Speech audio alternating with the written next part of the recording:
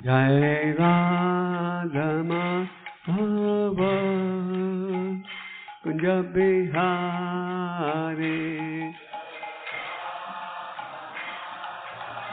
यह प्रवचन श्रील गोपाल कृष्ण गोस्वामी महाराज के द्वारा श्री चैतन्य चरितामृत मध्य लीला अध्याय 22 श्लोक संख्या 128 पर जुलाई 2014 में इस्कॉन कानपुर में दिया गया।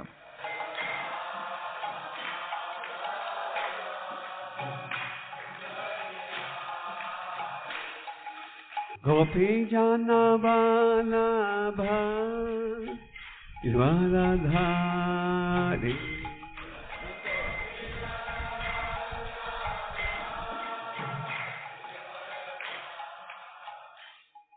ओम नमो भगवते वासुदेवाय।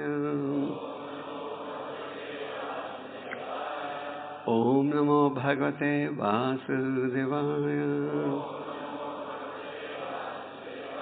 ओम नमो भगवते वासुदेवाय।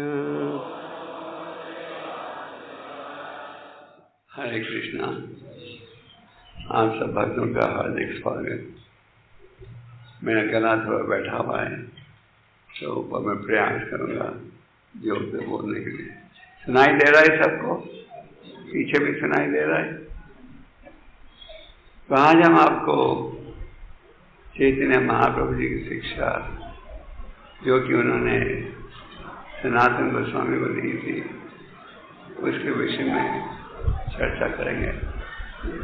ये थोड़ा स्लो हो जाता है। आप सनातन गोस्वामी से परिचित हो। चैतन्य महाप्रभु स्वयं भगवान हैं और उनके 6 बड़े प्रसिद्ध भक्त थे जिन्हें हम 6 गोस्वामियों के नाम से जानते हैं। कुछ दिन पहले आपने पानिहाटी उत्सव मनाया था और उस दिन रघुनाथदास गोस्वामी के विषय में भी सुना होगा। तो रूप और सनातन महाप्रभु के बड़े प्रिय भक्त थे। दोनों भाइयों की रुचि थी महाप्रभु जी की सेवा में जुड़ने के लिए। रूपा गोस्वामी और उनके भाई उस समय सबसे प्रसिद्ध राज्य का शासन कर रहे थे। आज से 500 साल पहले या 520 साल पहले विश्व का सबसे धनी स्थान भारत था और भारत का सबसे धनी स्थान था बंगाल का राज्य। भगवान के राज्य का शासन रूप और सनातन कर रहे थे। पहले रूप गोस्वामी ने सरकारी नौकरी त्यागी। जब उन्होंने अभी सरकारी नौकरी त्यागी तो उनके पास इतने सोने के सिक्के थे कि पूरी नाव भर गई थी इन सिक्कों के साथ और उन्होंने 50% बांटा ब्राह्मणों को और 25% उन्होंने रखा भविष्य की आवश्यकताओं के लिए। This man can go on only one person. और 25% उन्होंने रिश्तेदारों को बांटा। सनातन गोस्वामी उनके भाई बड़े भाई थे, उनकी भी रुचि थी कृष्ण कथा में ही। उन्होंने राजा को सूचना भेजी थी कि मैं बीमार हूँ। बीमार थे नहीं तो सूचना भेजी थी मैं बीमार हूँ। तो राजा ने थोड़ी देर के बाद अपने आयुर्वेद डॉक्टर को भेजा सनातन गोस्वामी के घर देखने के लिए कितनी गहरी बीमारी है और क्या इलाज हो सकता है। आज के ज़माने में तो अगर कोई व्यक्ति आपके घर में आना चाहे तो घंटी बजाता है, आप पूछते हो कॉल है, जैसे आप टेलीफोन कॉल कोई आपको फ़ोन करे तो पहले आप देखते हो किसका फ़ोन है, फिर जवाब देते हो। और अगर आप चाहते हो कि वो व्यक्ति घर में नहीं आए और दरवाज़ा ही नहीं खोलते, तो ये सुविधा नहीं थी उन दिनों में।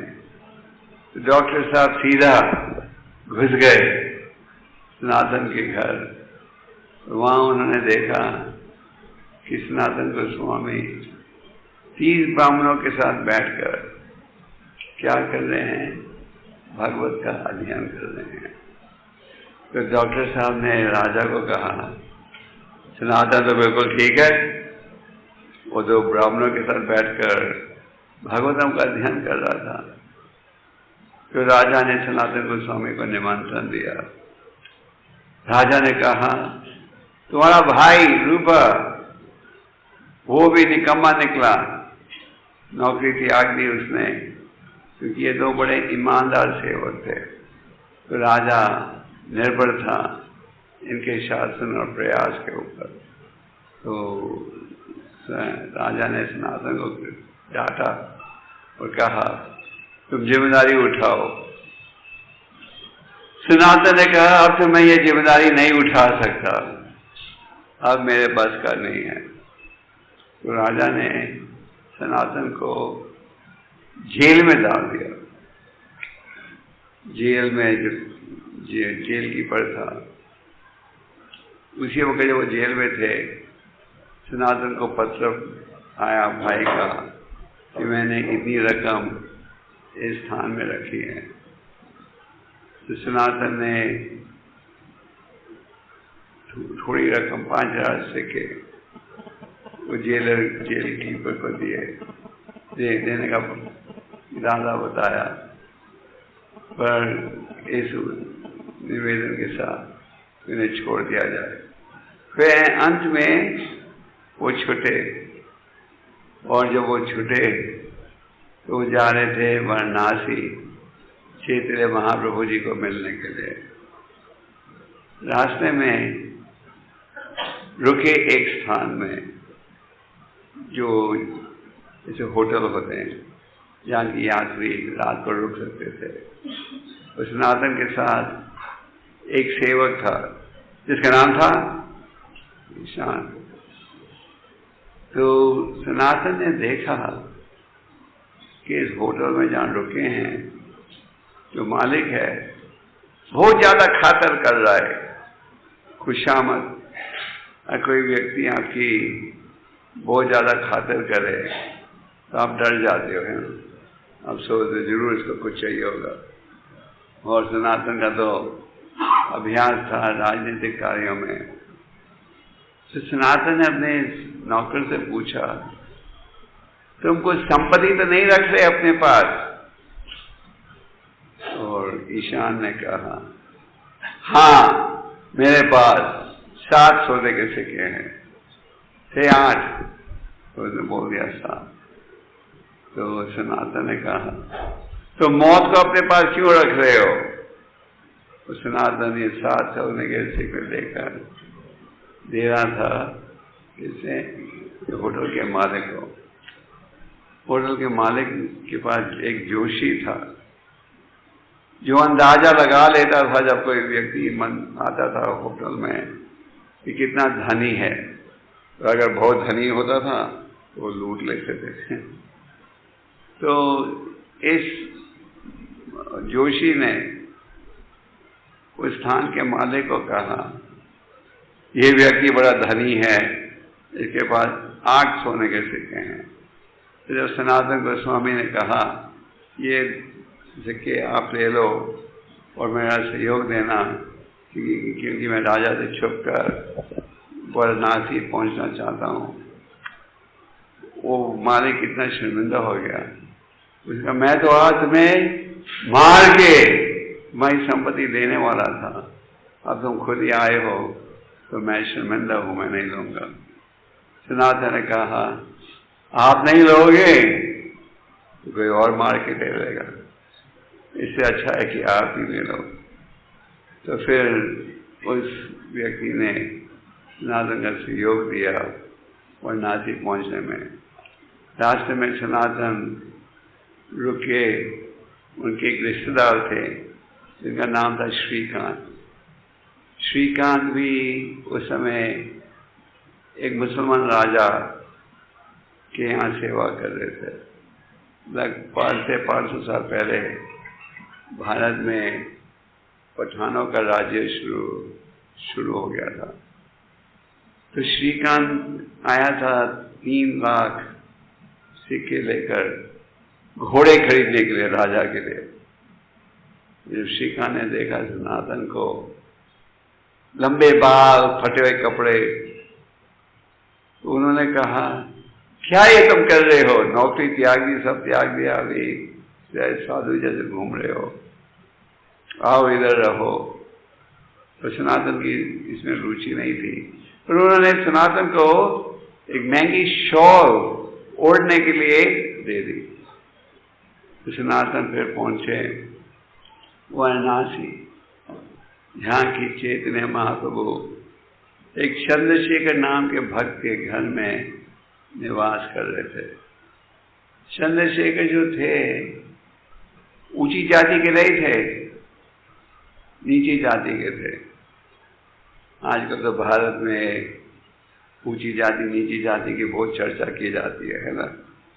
और कई बार लोग ऊंची जाति में जन्म लेते हैं और नीची जाति में नाम लिखवाते हैं, क्योंकि उन्हें लगता है उसमें ज़्यादा सुविधा मिलेगी, तो पैसे देकर नाम लिखवा दें।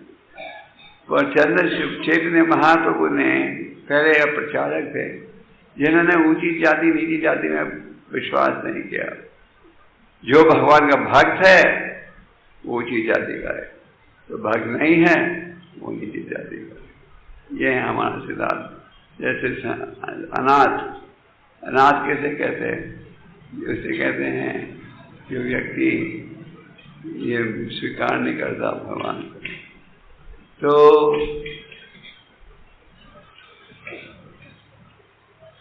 तो चैतन्य महाप्रभु चंद्रशेखर के घर में निवास कर रहे थे।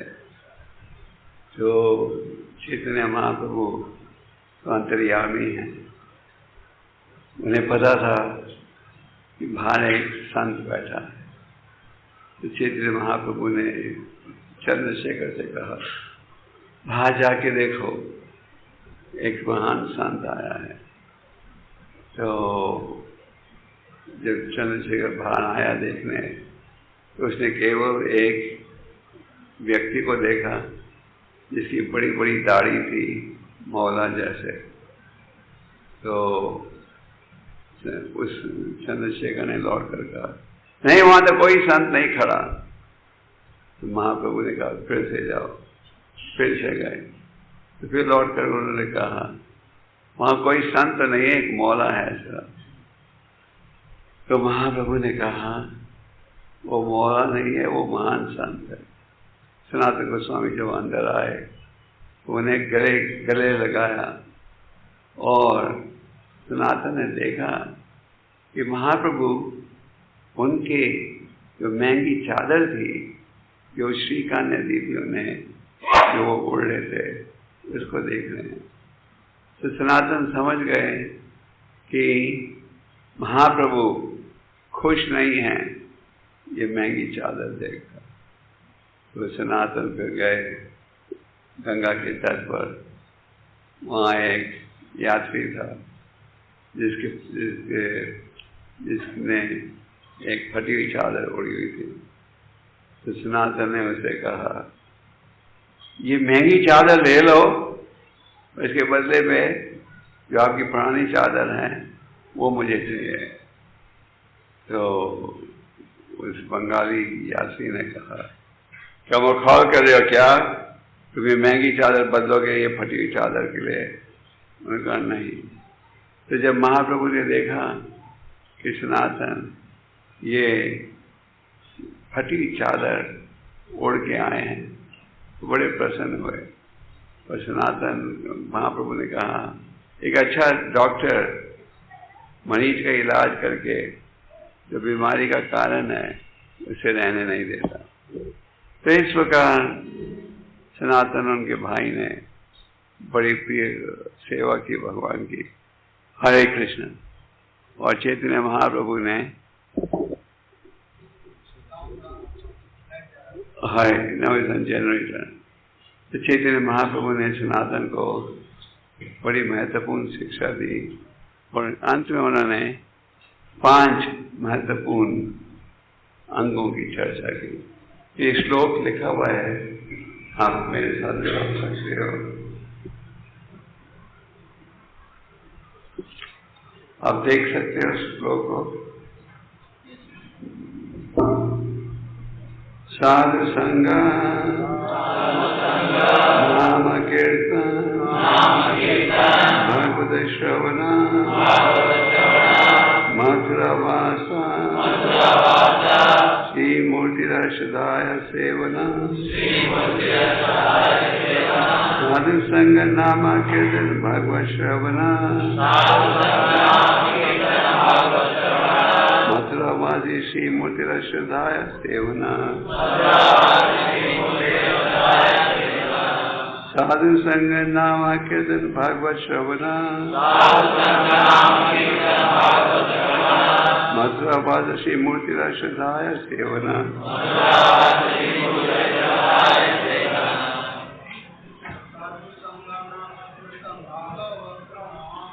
साधु संग नाम कीर्तन Bhagavat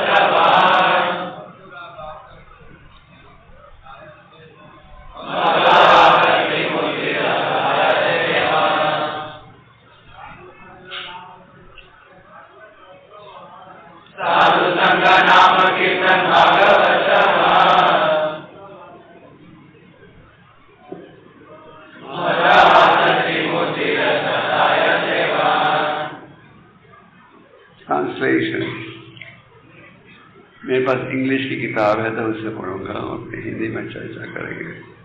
One should associate with devotees, chant the holy name of the Lord, hear Srimad Bhagavatam, recite at Mathura, worship the deity with faith and veneration.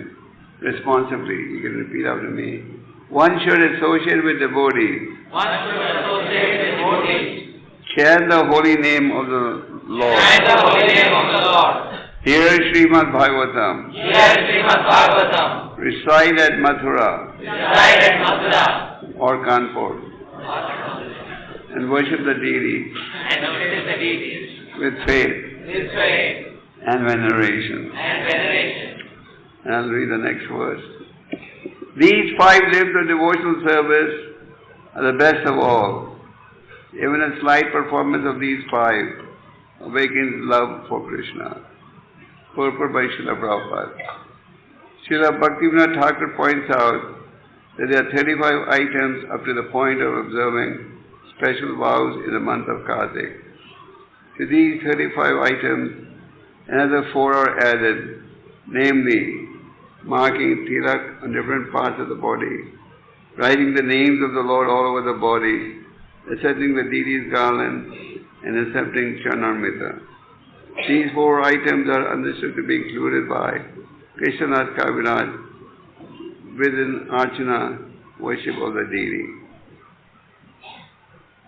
तो जैसे मैंने कहा, चैतन्य महाप्रभु ने सनातन गोस्वामी को और रूप गोस्वामी को भी शिक्षा दी भक्ति के विषय में। रूप गोस्वामी को शिक्षा दी थी प्रयाग में, तो सनातन गोस्वामी को शिक्षा देने के पश्चात उन्होंने ये 5 अंगों पर बल दिया।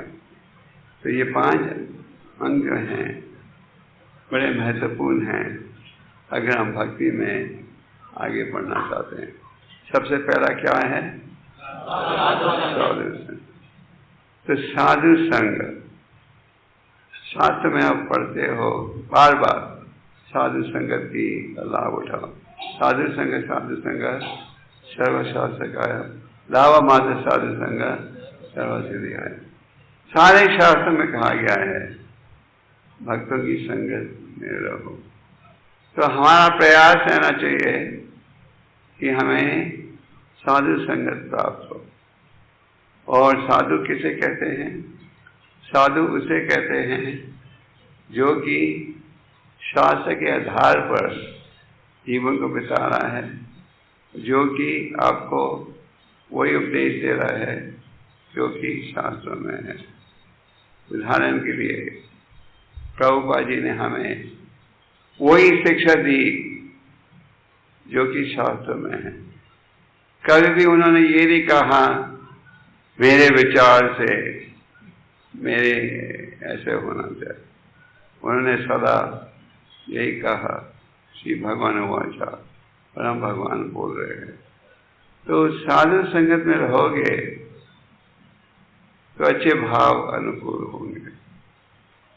इसलिए साधु संगत की आवश्यकता है। साधु संगत आप दो रूपों से प्राप्त कर सकते हो, भक्त साधु और ग्रंथ साधु। जैसे कि इस संसार में आपने अनुभव किया होगा, प्रचार के कार्य पर बल दिया जाता है। क्यों? क्योंकि इन ग्रंथों के माध्यम से, ग्रंथों को अध्ययन करने के पश्चात अनेक व्यक्ति जुड़े हैं भक्ति में। तो अंतर्राष्ट्रीय कृष्ण भावनामृत संघ का मूल उद्देश्य यह है कि सबको भगवान का संदेश देना।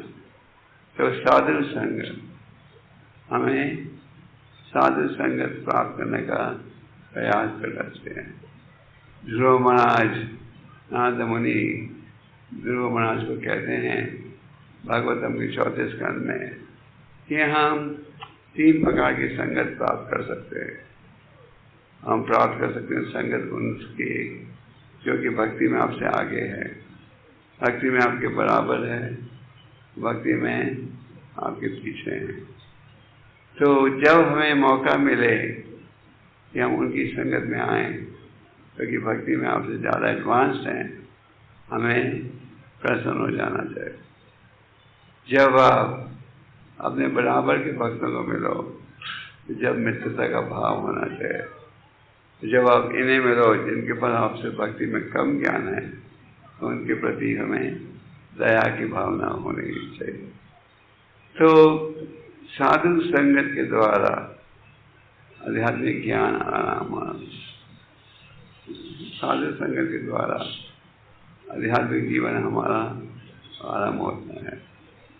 इसलिए सारे शास्त्र में इस विषय पर बल दिया गया है। संगत का प्रभाव पड़ता है हमारे ऊपर, सच झूठ। बुरी संगत में रहोगे तो बुरे भाव अनुकूल होंगे, अच्छी संगत में रहोगे तो अच्छे भाव अनुकूल होंगे। इसलिए हमें इस प्रकार से प्रयास करना चाहिए कि हम बकायदा साधु संगत में रहें। आप आज इस कार्यक्रम में अनेक कांग्रेगेशनल भक्त भी हैं। तो इस्कॉन के अनेक प्रोग्राम हैं, रविवार का प्रोग्राम, अनेक प्रचार के प्रोग्राम्स हैं। इनका हमें लाभ उठाना चाहिए। साधु संगत में रहोगे तो सदा सुनोगे भगवान का संदेश, और अभक्तों की संगत में रहोगे तो क्या सुनोगे? बौद्धिक चर्च, और उससे हमें बचना चाहिए। इसलिए चैतन्य महाप्रभु ने कहा असत्संग त्यागा ये वैष्णवाचार, अभक्तों की संगत से बचो। तो हम सबका ये प्रयास रहना चाहिए साधु संग। प्रभुपाद जी प्रचार के दौरान एक समय रशिया गए थे, पहली बार प्रभुपाद जी वहाँ गए थे अपने 2 सेक्रेटरी के साथ। उस वक्त इस्कॉन का एक वर्ग भी नहीं था उस देश में। प्रभुपाद जी के सेक्रेटरी जो थे बाजार में जा रहे थे दूध और फल खरीदने के लिए। उन दिनों में उस देश में लोग हिंदी इंग्लिश भी बहुत कम बोलते थे। खैर खोजते खोजते उन्हें एक व्यक्ति मिला जो थोड़ी अंग्रेजी बोलता था, और प्रभुपाद जी के सेक्रेटरी श्याम सुंदर ने उसे कहा, उसे ये पता लगा कि ये जो रशियन है अंग्रेजी भी बोलता है, तो योगा में इसकी रुचि है। तो उसने कहा कि मेरे गुरुजी मेरे साथ हैं जो कि योगा के बड़े प्रचारक हैं, और इस प्रकार वो आए प्रभुपाद जी को मिलने। 3 दिन के अंदर प्रभुपाद जी ने उन्हें पूरी शिक्षा दे दी और शिक्षा दी, दीक्षा भी दे दी, और प्रभुपाद जी ने उन्हें गीता का संदेश भी बताया, और इस व्यक्ति ने प्रचार का कार्य शुरू कर दिया, और इस प्रचार के द्वारा हजारों भावपद बोले बाद में। तो साधु संगत का बड़ा प्रभाव रहता है, और हमें साधु संगत का लाभ उठाना चाहिए। तो आप सब जो घरों में रहते हो, आपको भी रविवार के दिन कम से कम मंदिर में जरूर आना चाहिए, और जब हम मंदिर में आए तो मंदिर में आकर भगवान की सेवा में भी जुड़ना चाहिए। हम जब हरे कृष्ण मंत्र का उच्चारण करते हैं तो किस लिए, इस उच्चारण में क्या कहते हैं? भगवान से हम कहते हैं कृपा करके हमें भक्ति दीजिए, भक्ति दीजिए, भक्ति दीजिए। तो साधु संगत में हम सबका रहने का प्रयास होना चाहिए। साधु संगत में रहोगे तो फिर क्या सुनोगे? आप सुनोगे हरि नाम की महिमा। इस्कॉन के भक्तों के द्वारा बकायदा बड़े बड़े उत्सव किए जाते हैं। किस लिए? एक ही भाव से साधु संगत प्राप्त होगा तो ये साधु संगत के द्वारा आध्यात्मिक उत्साह बढ़ेगा। आप खुद अनुभव कर सकते हो, जब आप भक्तों की संगत में रहते हो आपका उत्साह ऊंचा रहता है, और अगर आप थोड़े समय के लिए भक्तों की संगत से जुदा हो जाओ तो क्या परिणाम होता है? आध्यात्मिक उत्साह भी कम हो जाता है। इसलिए हम सबका ये प्रयास रहना चाहिए कि हम साधु संगत में रहें। तो जब हम भक्तों की संगत में रहें, हमारा प्रयास रहना चाहिए कि हम भक्तों के गुणों को देखें। गुणों को देखोगे तो अच्छा संबंध होगा। अगर हम केवल नुक्स को देखेंगे तो फिर गलत संबंध भी जुड़ सकते हैं। तो इसलिए चैतन्य महाप्रभु ने सबसे पहले क्या कहा? साधु संग। आगे नाम कीर्तन। साधु संगत में रहोगे तो हरि नाम की महिमा का ज्ञान मिलेगा।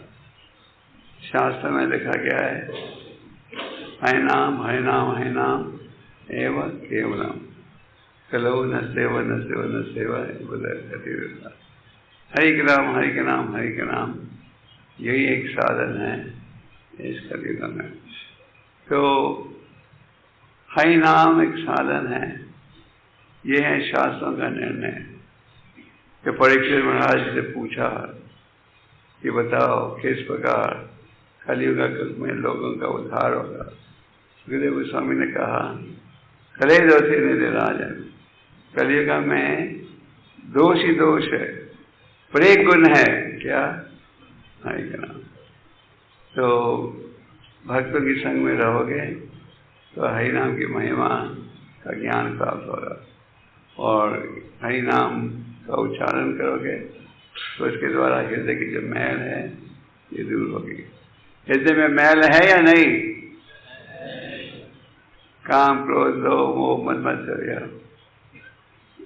अनेक अनर्थ है, और अगर आप हृदय की मैल को दूर करना चाहते हो तो क्या है साधन? ये हरि नाम का उच्चारण। ये जो भक्ति का ज्ञान है, भक्ति की विधियां हैं, इनके पालन से आप माया के प्रभाव से बच सकते हो। इसलिए चैतन्य महाप्रभु ने कहा, चैतन्य महाप्रभु ने वैसे तो अपने शिष्यों को आदेश दिया था प्रचार करने के लिए, तो स्वयं वो केवल 8 श्लोक छोड़ गए जिन्हें हम शिक्षाशास्त्र के नाम से जानते हैं। तो बिल्कुल पहले श्लोक में महाप्रभु क्या कहते हैं? चेतो दर्पण मान नाम। हरि नाम के उच्चारण का एक लाभ क्या है कि हृदय की जो मैल है ये दूर हो जाती है। तो चैतन्य महाप्रभु ने कहा साधु संग, सबसे पहले साधु संग में रहोगे तो फिर हरि नाम की महिमा का ज्ञान सुनने में मिलेगा। तो जब आप हरि नाम का उच्चारण करोगे तो इसके द्वारा हृदय की जो मैल है ये भी दूर होगी। आगे महाप्रभु ने क्या कहा, श्रीमद् भागवतम सुनो। तो श्रीमद् भागवतम का श्रवणम भी बहुत ही महत्वपूर्ण है।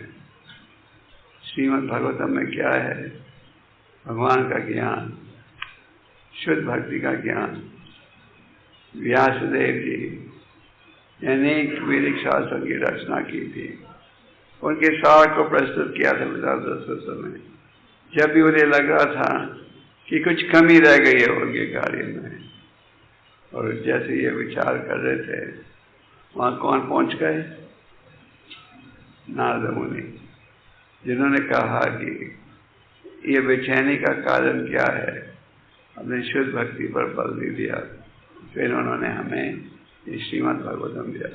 श्रीमद् भागवतम है पका हुआ फल, गामा का रोल कलितम फलम, और ये पका हुआ फल हमारे पास आ रहा है गुरु परंपरा द्वारा।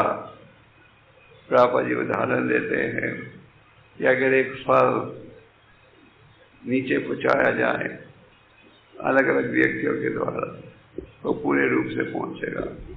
अगर कोई फल को ऊपर से फेंकेगा तो नीचे टुकड़े टुकड़े में प्राप्त होगा।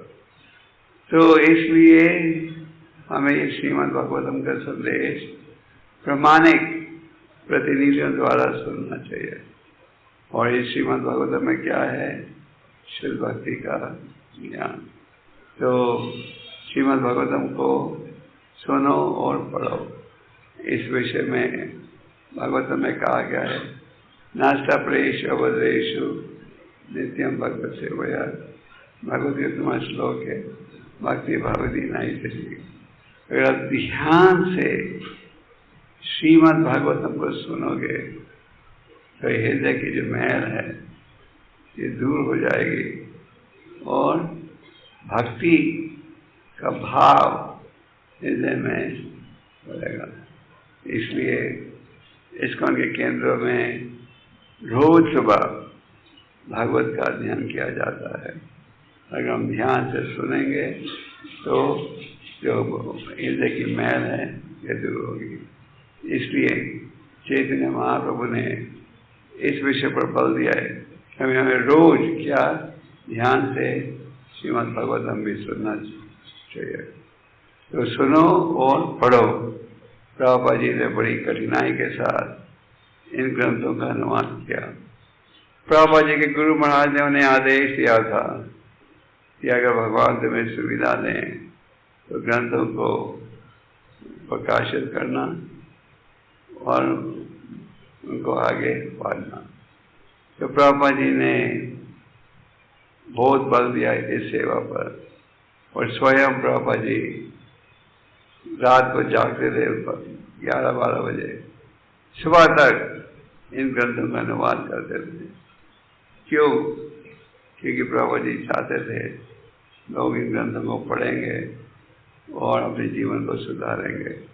अगर आज सारे विश्व में हजारों की संख्या में भक्त जुड़ रहे हैं, उनका एक कारण यह है कि इन ग्रंथों का प्रभाव, इन ग्रंथों में शुद्ध भक्ति का ज्ञान है।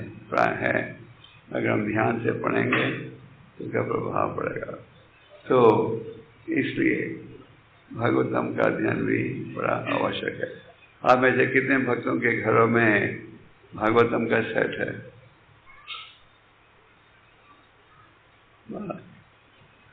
आप में से कितने भक्त हो जो कि रोज भागवतम को पढ़ते हो? सबको प्रयास करना चाहिए। और आपको खुशी होगी जानकर कि प्रभुपाद जी जो ग्रंथ हैं उनका अनुवाद 70 से अधिक भाषा में हो गया है। आज लगभग विश्व की हर प्रसिद्ध भाषा में आप श्रीमद् भागवतम को प्राप्त कर सकते हो। तो हम सबका प्रयास रहना चाहिए कि हम पढ़े भागवतम को। साधारण समाज में सब अखबार पढ़ते हैं, टीवी में देखना चाहते हो क्या है, क्या घटना बीत रही है। तो इसी प्रकार हमें आध्यात्मिकता में भी रुचि लेनी चाहिए, बड़े ध्यान से भागवतम पढ़ना चाहिए, गीता पढ़ना चाहिए, और फिर इस शिक्षा के आधार पर जीवन को बिताना चाहिए। तो चैतन्य महाप्रभु ने क्या कहा? पहला आदेश क्या था? दूसरा, तीसरा और चौथा? आप कहोगे फिर सबको कानपुर छोड़कर मथुरा जाना चाहिए।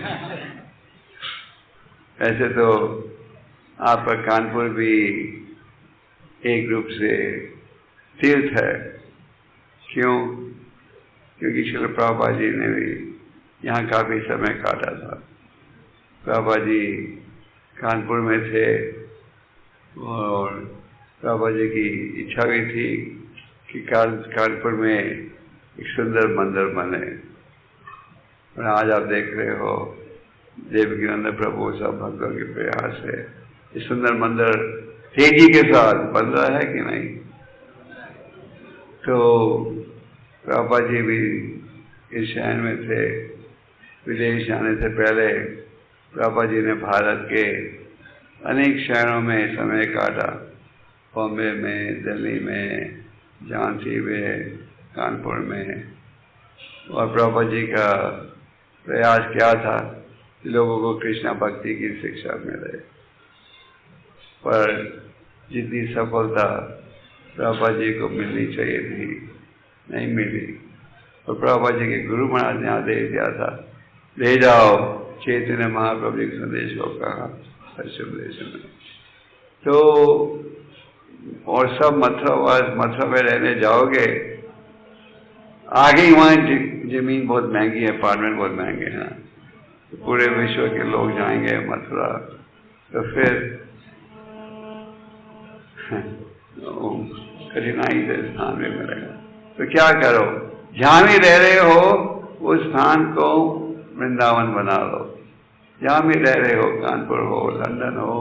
प्रभुपाद जी ने एक पत्र में कहा, ये जो मंदिर हैं ये लंदन, न्यूयॉर्क, पेरिस में नहीं है, ये सब कहाँ हैं? वैकुंठ धाम में। तो जहां भी आप रह रहे हो उस घर, वहाँ आध्यात्मिक वातावरण रखो। जो घर में खाते हो पहले उसे भगवान के चरणों में भोग लगाओ। और भगवान गीता में क्या कहते हैं?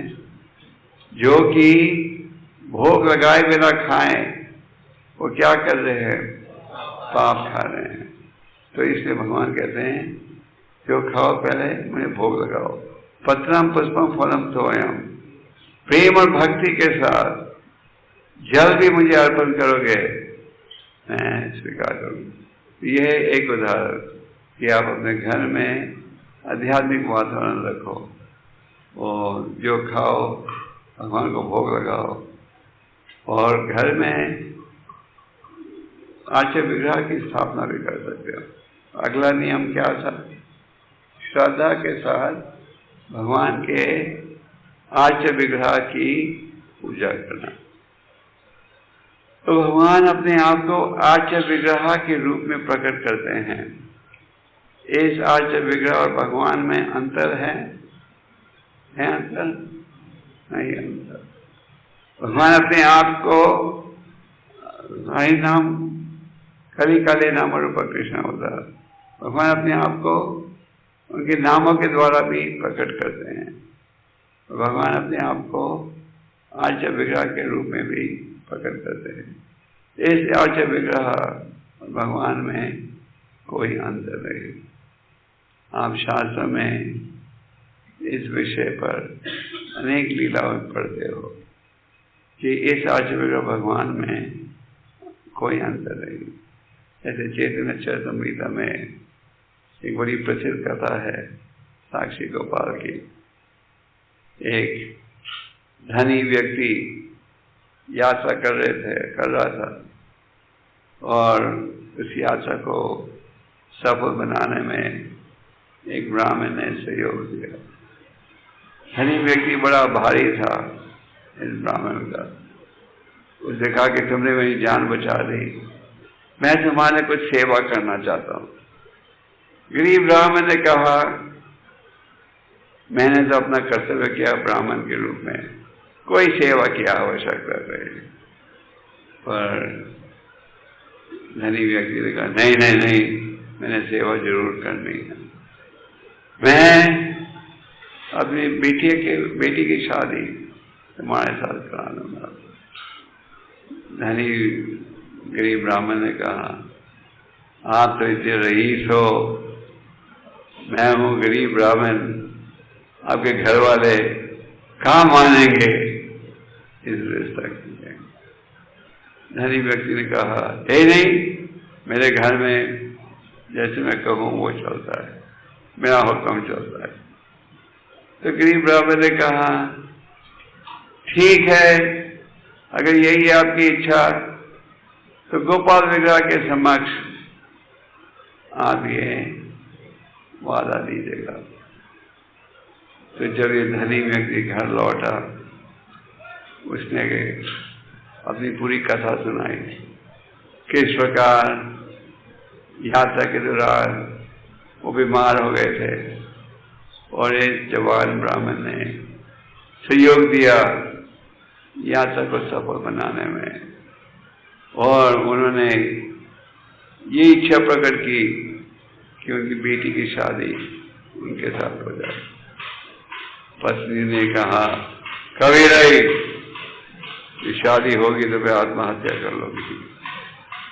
और थोड़ी देर बाद जब गरीब ब्राह्मण ने कुछ सुना नहीं, तो आया धनी ब्राह्मण के पास, सेठ जी याद है ना आपने वो वादा दिया था।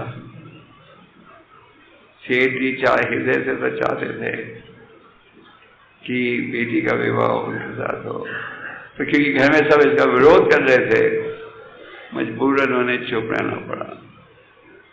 फिर ये गरीब ब्राह्मण और ब्राह्मणों को लेकर आया। ब्राह्मणों ने कहा, सेठ जी उनके बेटे को ब्राह्मण को वचन दिया है, उसका पालन तो जरूर करना चाहिए, नहीं तो महान अपराध होता है। तो इस गरीब ब्राह्मण, धनी ब्राह्मण के बेटे ने कहा, अरे भाई तुम जानते नहीं ये ब्राह्मण कितना होशियार है।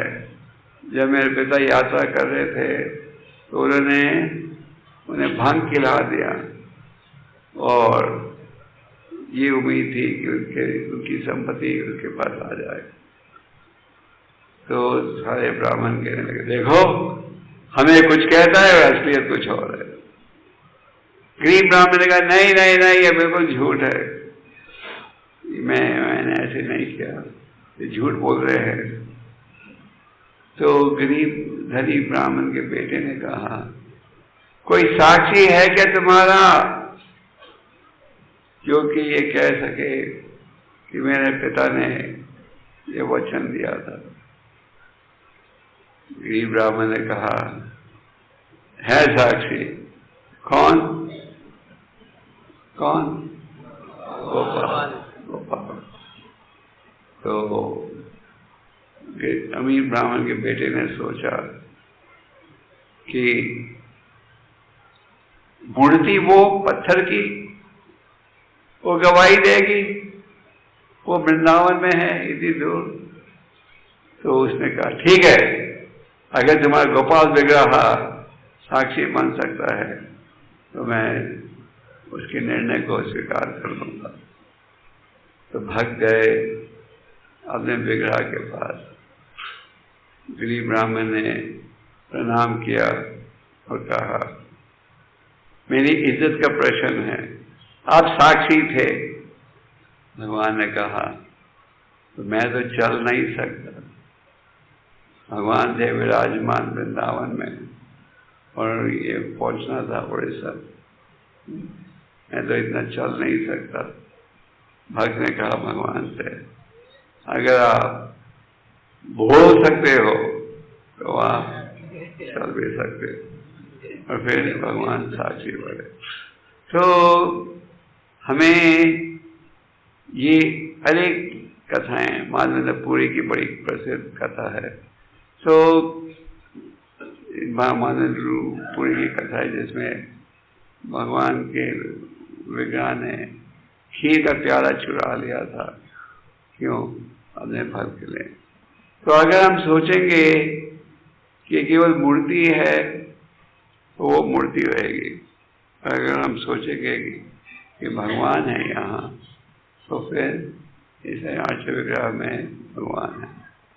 तो भक्ति के 5 अंगों में 5वां क्या था? श्रद्धा और आदर के साथ भगवान के आर्य विग्रह की सेवा करना। तो हमें सदा ये सोचना चाहिए क्या कि इस आर्य विग्रह और भगवान में कोई अंतर नहीं है। तो चैतन्य महाप्रभु ने कहा भक्ति के जो 5 अंग हैं ये बड़े महत्वपूर्ण हैं। तो संक्षेप में ये क्या है? जय श्री कृष्ण। तो 5 अंग क्या हैं?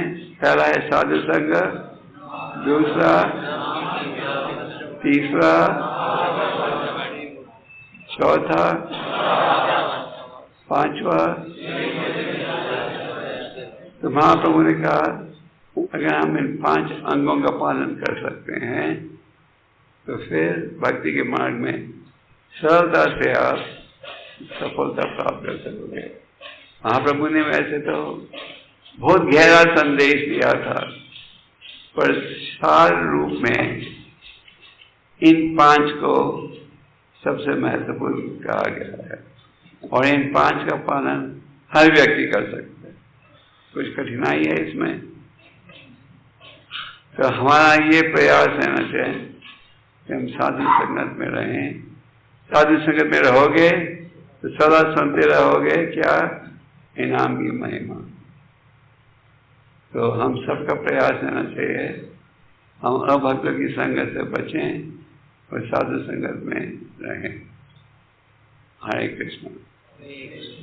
मुझे प्रेमा हरिनाम ने कहा था कि पहले उन्होंने आप लोगों को 6 बजे बुलाया था, तो मैंने कहा 7:30, तो उन्होंने कहा था 8:30 तक समाप्त करना चाहिए। तो थोड़ा समय मैं छोड़ना चाहता हूँ प्रश्नों के लिए, क्योंकि एनी क्वेश्चंस? प्रश्न है कोई प्रश्न? नो? कांग्रेगेशन के भक्तों से कोई प्रश्न? Yes. You speak a little louder.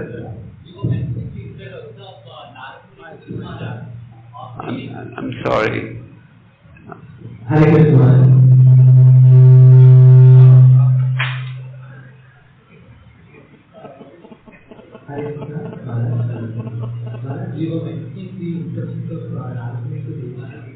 I'm sorry, I can't hear. Saying Narad Muni to Guru Maharaj, 3 instructions to deal with the devotees. Yeah.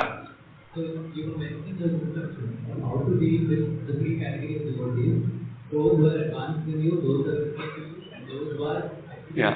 Narad Muni says, when you have the opportunity to associate with those who are more advanced, you should become very joyful. And the Bhagavatam gives the example of a peacock. When it sees clouds for the first time in the rainy season, it dances in ecstasy.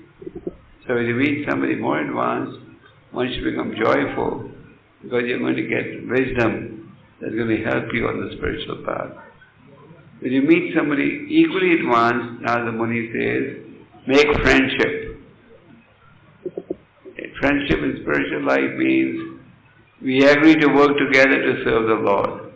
We agree to serve together to preach. We agree to serve together and execute different aspects of devotional service. Friendship in material life means we facilitate each other's sense enjoyment. Friendship in spiritual life means we work together to fulfill the mission of the Lord. And when you meet somebody less advanced, then we display compassion. And compassion means we then endeavor to preach. How do we actually make that distinction? How do you know, is he my equal or is he my junior? That's the typical question that devotees ask. Of course, on the one hand, we have been advised to adopt the Trinadapi Sudicela mentality. That is very humble. So that's a safer path. Think yourself to be the most fallen. But we should not artificially think that I'm the most fallen and not act in that manner. Sometimes you see devotees who say, Prabhuji, I'm very fallen. But internally they say, don't tell me anything, I know everything. Well, that's a very common practice. So we should generally feel humility in spiritual life means I'm ready to be directed, corrected, guided. And if you're in doubt, is he my senior, is he my equal, is he my junior, then take the help of a senior Vaishnava. You have counselors, guides, take their help.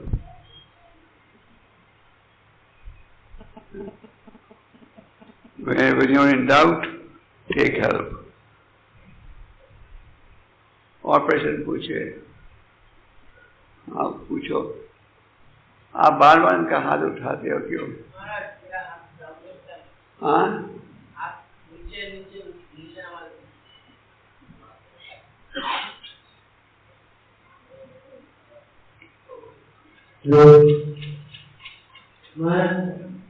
Question है little hyper in behavior. Little hyper in behavior. करते हैं, इतना साल से साधन कर रहा हूँ, लेकिन कुछ फायदा नहीं मिल रहा। और I don't understand. क्वेश्चन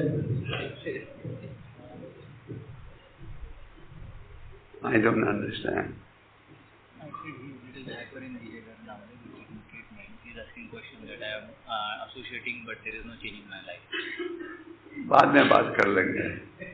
और प्रश्न पूछिए. Yes.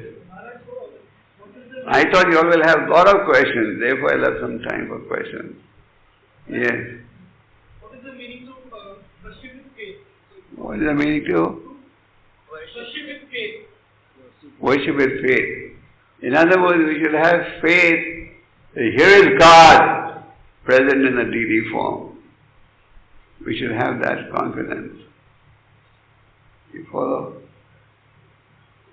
We should not think, I may worship the deity, but I may not have full faith that here is God.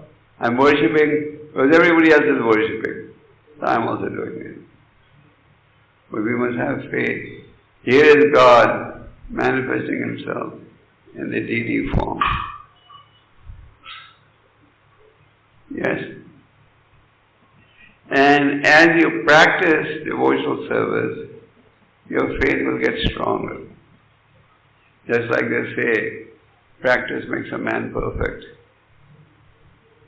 A mother, as she takes care of her child, her attachment increases.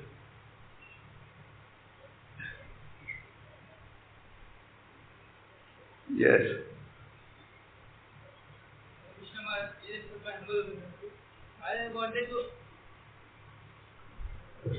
I wanted to ask that this deity worship is the process of Dwapar Yoga, and we know that deity worship requires lots of regulation, cleanliness and consciousness.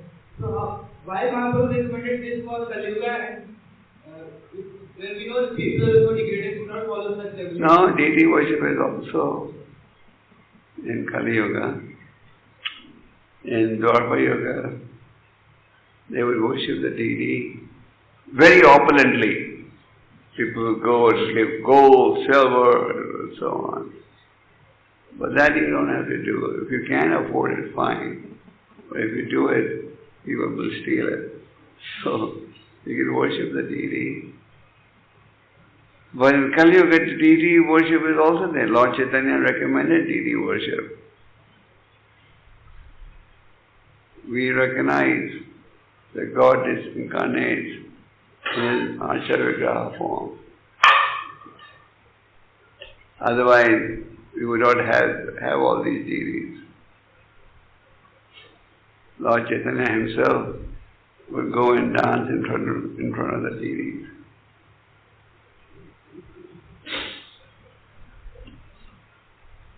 In Kali Yuga, we do the holy name and deity worship. Yes. Yes.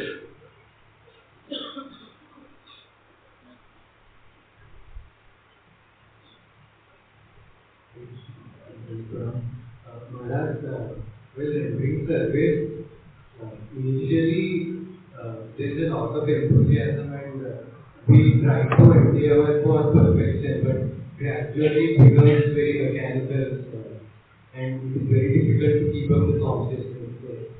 What is the remedy? Sorry, what was the question? I think in the beginning there are a lot of enthusiasm, but later on it goes down. What is how to maintain it? Why? It goes down because we stop taking the medicine. Now the Muni says that sometimes we prematurely stop taking the medicine and then you get a relapse. The key to spiritual advancement is regular chanting, hearing, etc. So, if we sincerely follow this process, then you're on the safe path. Your enthusiasm goes down because you become weak in chanting. You stop associating with devotees and so on. Okay? Any other questions? Yes. Now there are a lot of questions. How to get rid of this kind of attitude? How to? Get rid of this kind of attitude that I'm better than somebody else. I don't need. That is called pride, false ego. And how to get rid of it? By attentive chanting of the holy name. Attentive chanting of the holy name is a cure for all diseases. And inattentive chanting of the holy name is the cause of all the problems. One medicine for all diseases. You want to develop 26 qualities, you want to develop humility, you want to be enthusiastic, only one medicine. All right? Any other questions? और कोई प्रश्न? हाँ. मेरा प्रश्न है कि chanting और spirit में किसको ज़्यादा प्रेफरेंस देना चाहिए? क्या? चैंटिंग एंड सर्विस किसको ज़्यादा प्रेफरेंस देना? हाँ. चैंटिंग महत्वपूर्ण है, तो सेवा भी महत्वपूर्ण है. कभी कभी भक्त कहते हैं, हम देखते हैं भक्त वो चैंटिंग करेंगे सारा दिन पर सेवा नहीं करेंगे. सेवा करने जाओ तो कहते अरे मैं जाप खत्म नहीं हुआ और सारा दिन जाप करते रहेंगे. तो जाप भी कीजिए और सेवा भी कीजिए, दोनों महत्वपूर्ण हैं. जब हम जाप करते हैं तो भगवान से प्रार्थना करते हैं हमें सेवा दीजिए, सेवा दीजिए, सेवा दीजिए. ठीक है? और कोई? Any more questions? So we stop now. Hare Krishna. परम पूज्य गोपाल कृष्ण गोस्वामी महाराज को सुनने के लिए धन्यवाद. और अधिक जानकारी के लिए gkgoswami.com पर जाएं।